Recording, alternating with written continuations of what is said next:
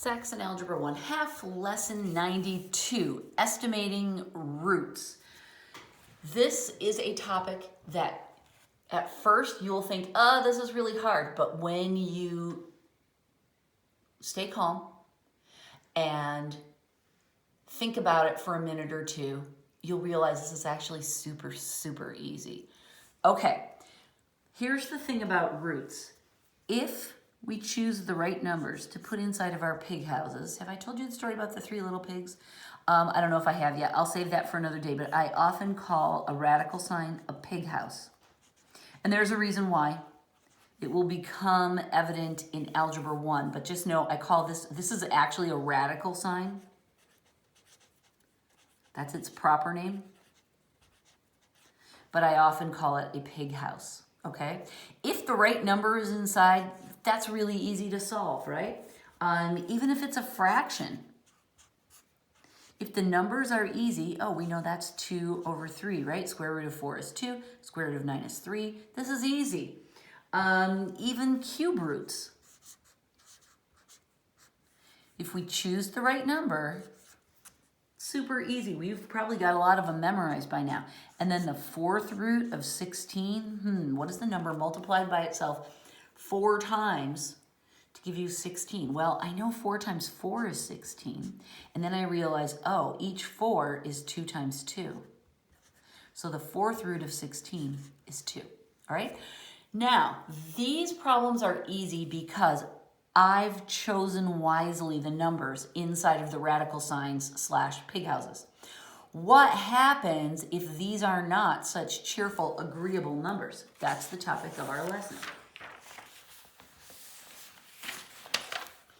Now, before we dive in any further, I want to make a quick chart for you. You're going to actually help me do it. You don't really need my help in this. 6 squared, 7 squared, 8 squared. Make this list on your paper. I'm just taking the numbers 1 through 10 and I'm squaring them. Okay? And after you write it down, we're going to write the answers to all of these down. These are what we call perfect squares. And you'll recognize them from your times tables days. They're just the products of what you get when you multiply a number times itself. 1 squared is 1 times 1, that's 1. 2 squared is 2 times 2, that's 4. 3 squared is 3 times 3, that's 9. You get it. Now go ahead and try the rest of these on your own. You know them. I'm going to cover up my answers, and then when I give you a chance to work, I will show you my answers. Okay, go.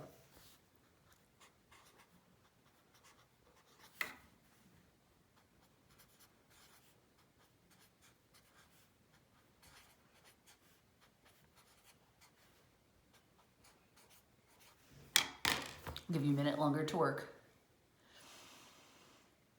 It would be easier if I just covered up the eye of my camera, but I'm doing it old school.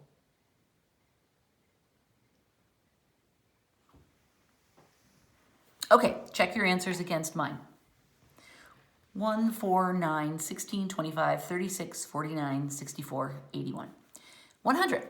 Okay, and of course it's easy enough to go on. You just multiply the number by itself. 11 times 11, 12 times 12. We'll memorize those later on. For now, let's just work up through 10. Actually, yeah, that's fine. And this is going to help us with our first problem. It says, between which 2 consecutive integers is square root of 69? Okay, ignore the way John asked the question because he asked it in a difficult way. Let's just look at this. The square root of 69. 69 is not a perfect square, right? It's not here on our list of perfect squares, right? 1, 4, 9, 16, 25. It would belong right in here, wouldn't it? Right? The square root of 69 is between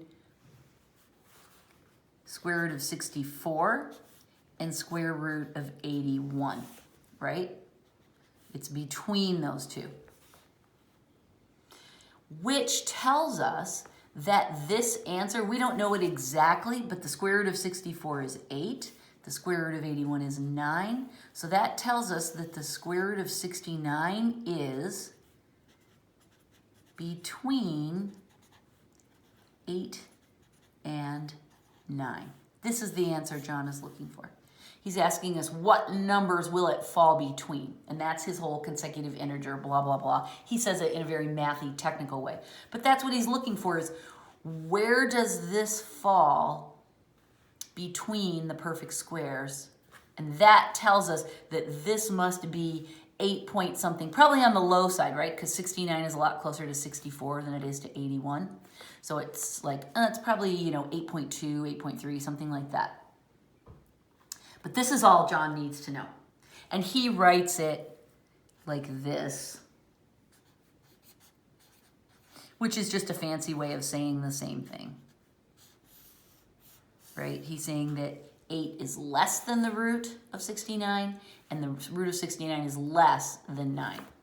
That's the same thing I said with words.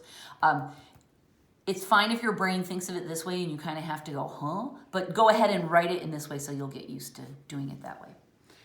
Okay, makes sense? Now we're going to do 2 more problems, but the difference is that we're not going to use our perfect squares because these are third roots and fourth roots. So I'll show you how to play around with it when you don't have a nice chart right in front of you. 92.2. Between which 2 consecutive integers is the third root of 250? Now, one thing I'll tell you is that John usually keeps these numbers fairly low for us. So let's just take some numbers and guess what we think it might be. I'm just going to start, let's try 3 times 3 times 3.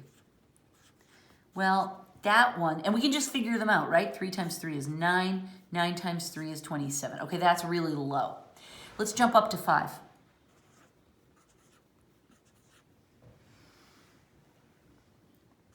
5 times 5 is 25.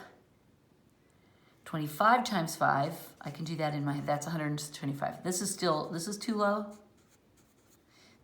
low. Okay, let's go up to 7. 7 times 7 times 7. Okay, this much is 49. What's 49 times 7? I'll do it right here. 63, 28, and 6 is 34. This equals 343. And remember, we're comparing it to 250, the number inside of here. Okay, this is too high. Okay, remember, we're not trying to get 250 exactly. We know we're not going to because 250 isn't a perfect cube, a perfect square only for a root of 3.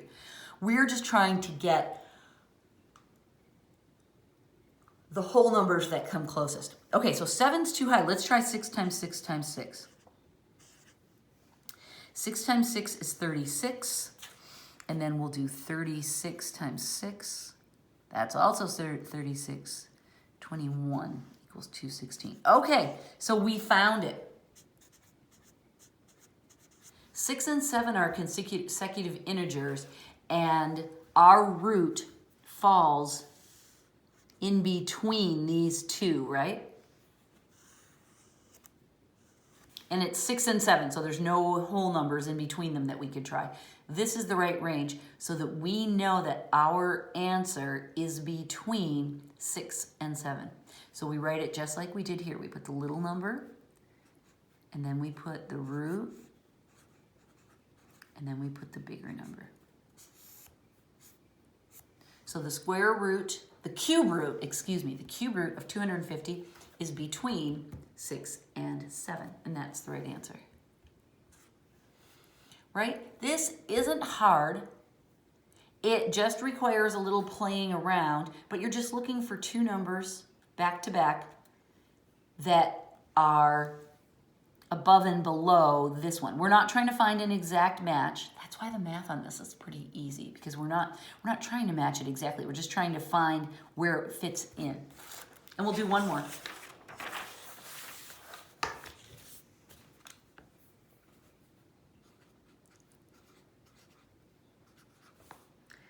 between which two consecutive integers is the fourth root of 123? Okay, so we're looking for a perfect fourth root that is just below and just above that number. Okay, greater than and less than. All right, our fourth roots. Well, we just did 2 to the fourth. That was 16, right? We figured that out. 3 to the fourth, that's the same as 9 times 9, right? Because 3 squared times 3 squared gives you 3 to the fourth. So that's 81. 4 to the fourth is the same as 16 times 16. Let's figure out what that is. 6 times 6, 36. 6 times 1 is 6, plus 3 is 9. Aha! We found it, didn't we? 81 is less than 123. 256 is greater than. These are back to back, so we don't have anything left to try in between them. That's the right range, right? 123 goes in between them. So we can say that 3 is less than the fourth root of 123, and it's less than 4. That's our answer. 3 and 4 are the consecutive integers between which the fourth root of 123 is found. This is correct, okay? And just so you know, eventually, someday when we get into some crazier calculations and we're trying to find the roots of these difficult numbers, we can use a calculator. This isn't something that we'll ever learn to calculate ourselves in our heads. We can estimate it, right? We can do the perfect ones, but to try to find the fourth root of an imperfect root, we don't have a calculation for that. We just use our calculators, all right? So you'll never be asked to actually resolve that. Okay, that's the end of lesson 92. I hope you enjoyed it half as much as I did because I thought it was great fun estimating roots with you. I will see you on the video chat for this week. Goodbye.